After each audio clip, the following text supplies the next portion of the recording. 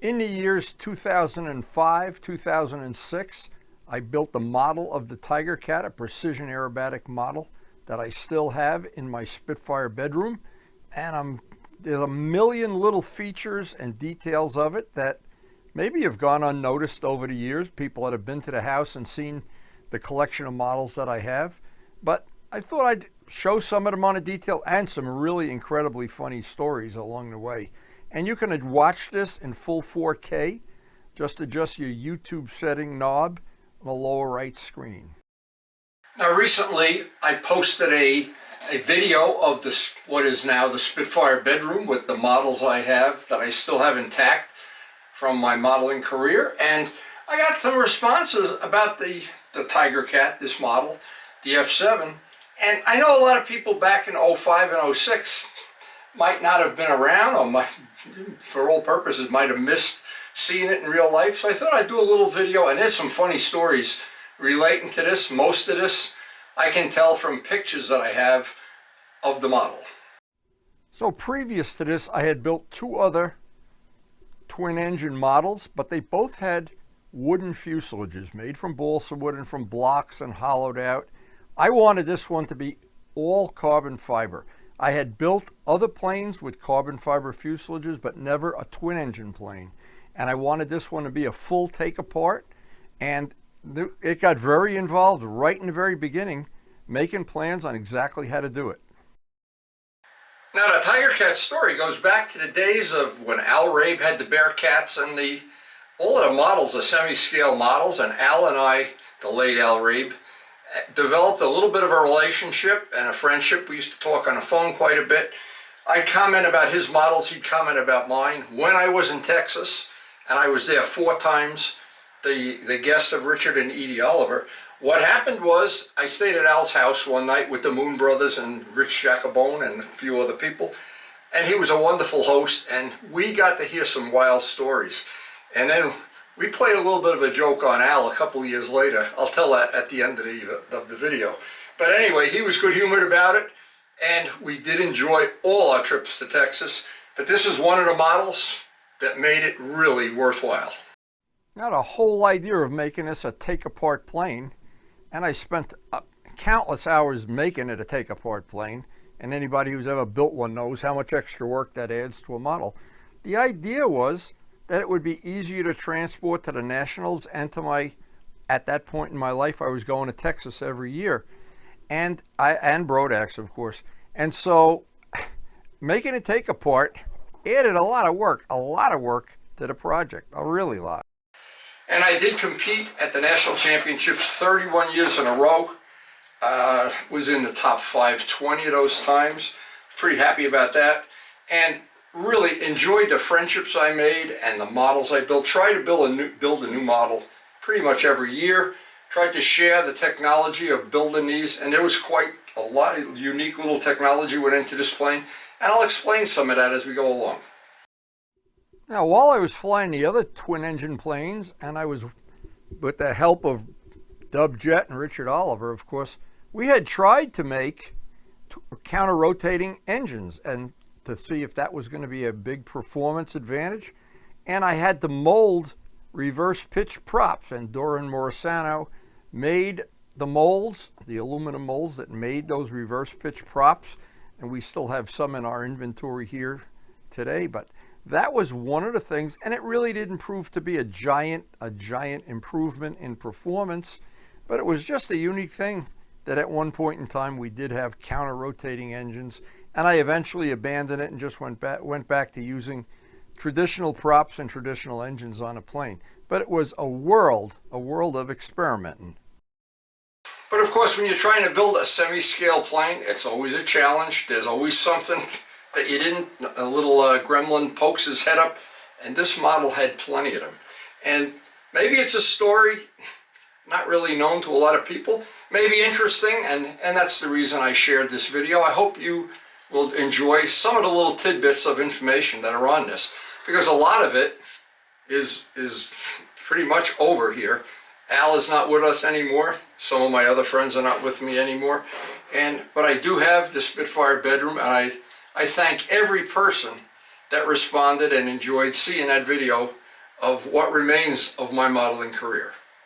So right from the very beginning of this project, from the time I got the concept in my head, made some rough sketches, and I did contact Al, and of course Al was as enthusiastic as ever, and I would always consider him the king of semi-scale stunt and making the bodies more scale-like and things. But right from the get-go, Al had emphasized something to me: you gotta put scale dihedral into the plane.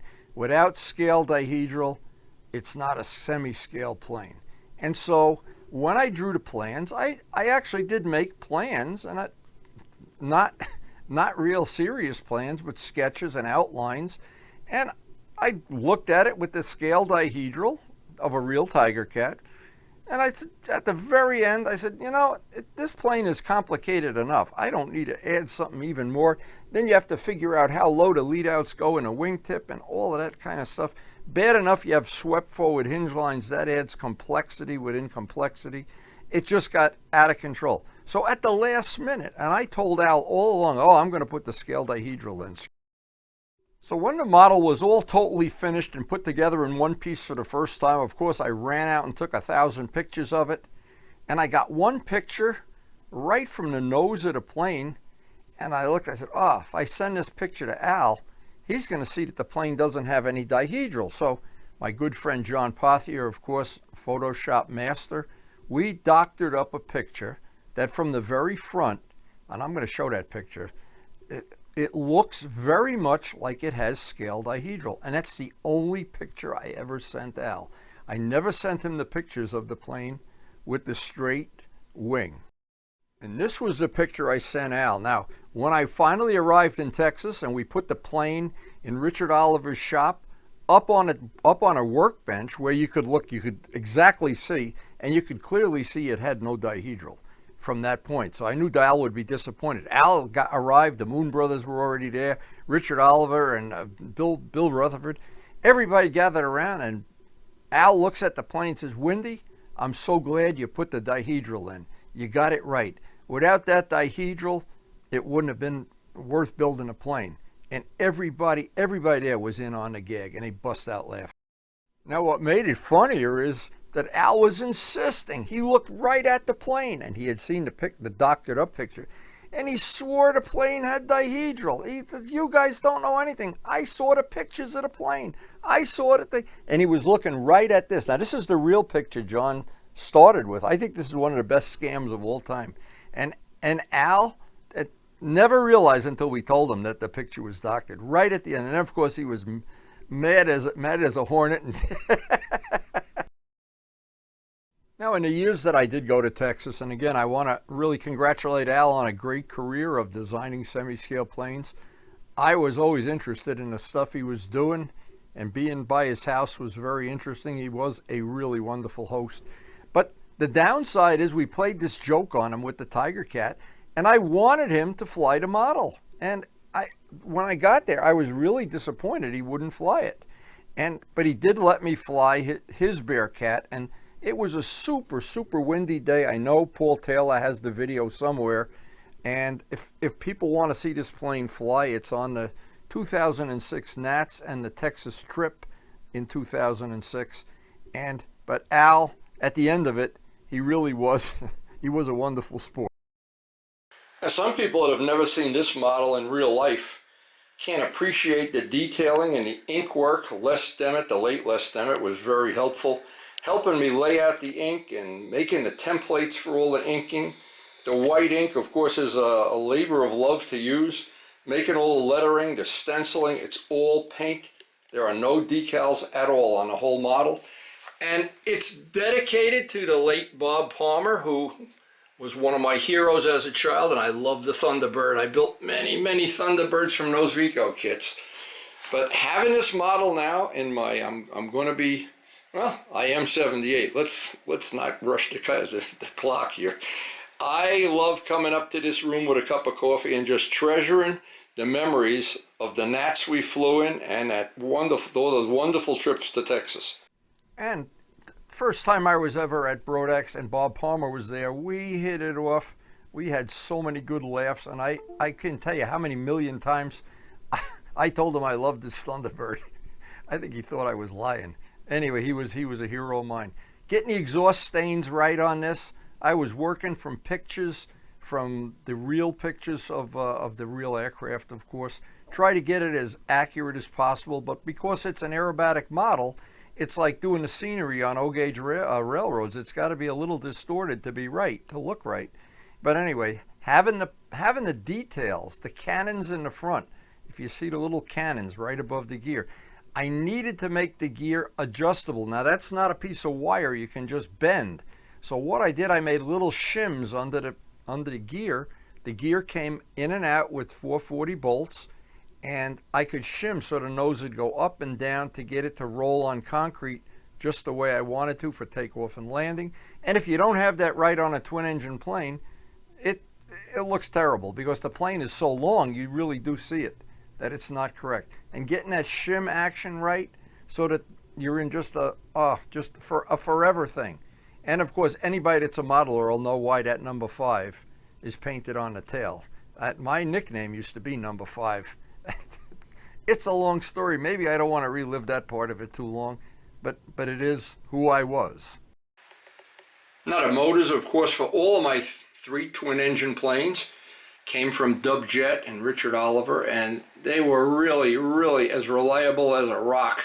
In the time I was flying this model on a regular basis, and again, all the detailing on things like the nose strut. Oh my God, there's a million things. Tom Hampshire, I believe, was the one, if I'm remembering right. He made the cowlings, the molds for the cowlings, the plug, and then I made a female mold, carbon fiber, and that was a solid chunk of aluminum too.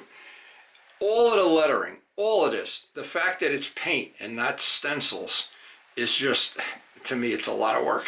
And as I look back at this now, in all the things I learned from painting model airplanes over a long, long time, since my childhood, I pretty much put into painting motorcycles, and I have a nice collection of 9 motorcycles that all have some of my custom paintwork on them.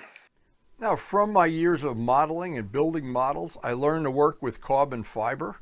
I learned to mold propellers. I learned to make exhaust systems and tune pipes for the 2 strokes.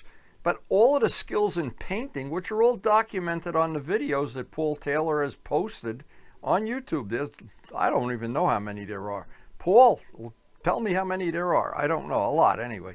But all those skills have become useful in the world of motorcycling because I'm involved in motorcycling and in restoring older bikes. I have 9 in my collection now, and I painted a lot of bikes for other people, and those skills that you learn in modeling, you can use them even in the model railroading. A skill is something you can transfer easily. And this was the 3rd of my twin-engine models, and I think it might have been the best. Some people think the B-25 is better.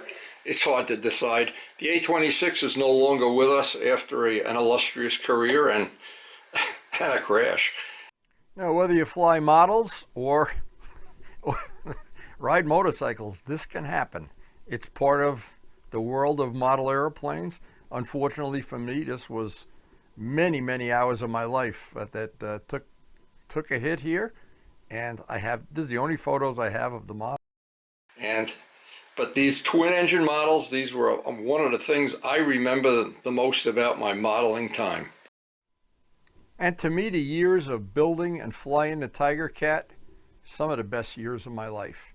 And this is some of the pictures from the old shop where we used to shoot all those model airplane videos. And if you've ever been to the Spitfire bedroom, you know the B-25 is hanging up there exactly how it was with the needle valve set for the last time it flew. And this was one of the models that I look back at these models. Actually, every one of them is just a labor of love. But this was such a giant part of my life for so many years. And I'm so glad that at the end of it, when all my modeling time was pretty much done and I've been into riding motorcycles and running trains with my friends, I still have the models. To me, that's one of the things that makes this just a special experience. And the memories of this model, they're going to live with me forever. So I hope you did enjoy this video, and you share it with your friends, of course, or your enemies, I don't know. But anyway, we enjoyed all the years I documented the world of control line stun in my videos, which started, by the way, in 1987, before there ever was a YouTube. There are 3,000 videos on my channel. Paul Taylor has uploaded, I am not even sure how many. Paul, thank you so much for uploading the videos, and other people that have done the same thing. They're available, and I hope these videos that I'm making, which basically are looking back at my life in the world of modeling, I hope you enjoy it. And I hope when you're done with your life of modeling, you'll have some nice pictures, some nice memories, and of course, you'll still have all the models.